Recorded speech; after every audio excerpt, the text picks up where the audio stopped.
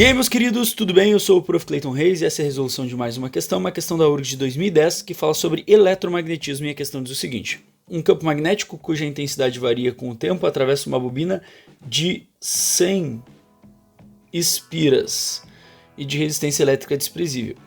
A esta bobina está conectada uma série de lâmpadas cuja resistência elétrica é de 10 ohms e que está dissipando 10 watts. A variação temporal do fluxo magnético através de cada espira é em módulo de... e a gente tem que descobrir. Bom, vamos entender por partes aqui o que a questão está falando, tá? Variação temporal do fluxo magnético, do que essa questão está falando exatamente? O assunto abordado aqui é o eletromagnetismo, mais especificamente o terceiro fenômeno do eletromagnetismo. Terceiro fenômeno do eletromag. E o que esse terceiro fenômeno ele nos diz, né? Ele nos diz justamente isso, que quando a gente varia o fluxo magnético sobre uma espira, sobre um circuito fechado, a gente consegue induzir nesse circuito uma corrente elétrica, uma DDP, e fazer o circuito funcionar, né? A parte elétrica dele.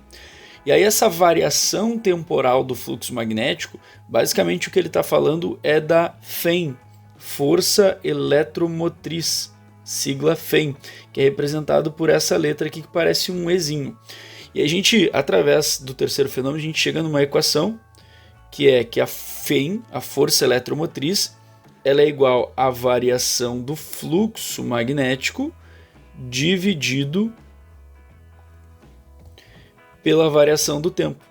Então, na verdade, o que a questão quer que a gente encontre é a FEM, né? É a força eletromotriz, que nada mais é do que a variação temporal do fluxo magnético nessa situação.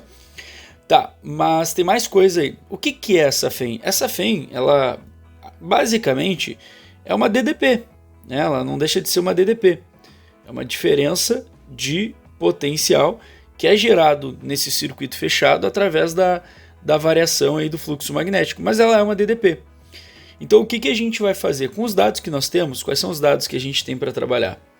Nós temos a potência, que vale 10 watts, que a questão me dá aqui, e nós temos a resistência total das lâmpadas, né, que vale 10 ohms. Só para te entender melhor, fiz um desenho aqui só para deixar um pouco claro o que a gente está falando aqui, ó. Então a gente tem ali as 100 espiras, né, enroladinhas, né? Então imagina que aqui nós temos as 100 espiras, obviamente eu não desenhei as 100, mas tudo bem.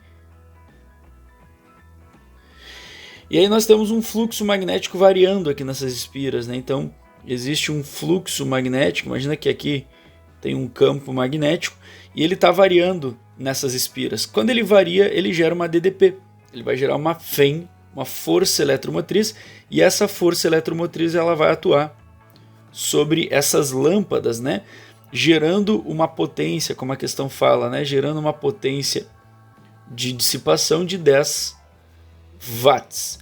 Outra coisa, a questão me diz que é uma série de lâmpadas, não me diz quantas, mas me dá uma resistência. A gente acredita então que essa resistência que a questão me dá é a resistência total dessas lâmpadas todas, né, que é 10 ohms. E aí faz com que as lâmpadas funcionem. Então o que a gente vai fazer? Na verdade a gente vai resolver esse problema usando, apesar da questão tratar a parte eletromagnética, ela também traz a parte elétrica, né? Que é o que? A gente pode usar essa equação, a equação do PUR, que diz o quê?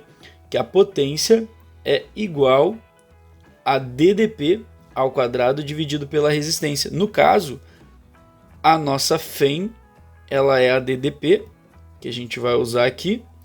A resistência e a potência nós temos, né? Daí é só botar os valores, ó. A potência vale 10.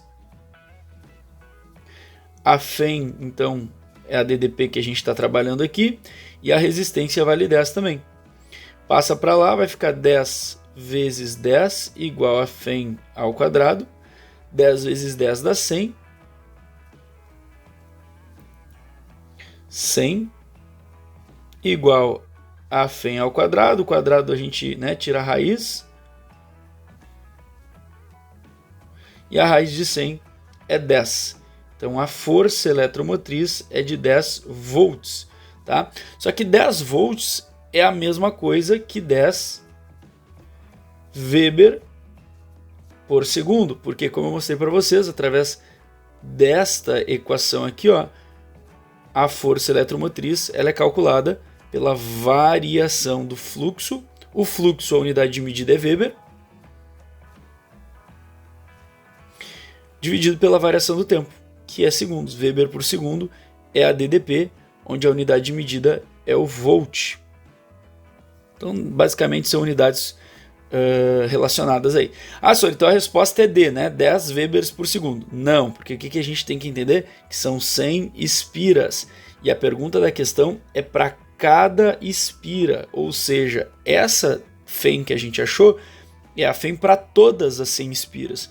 A gente vai dividir esse valor por 100, porque são 100 espiras, e aí encontra o valor de 0,1 Weber por segundo, agora sim, por espira. E aí, olhando as alternativas, a resposta certa para essa questão é a alternativa B. Espero que vocês tenham entendido, espero que vocês tenham gostado. Muito obrigado por assistirem até aqui.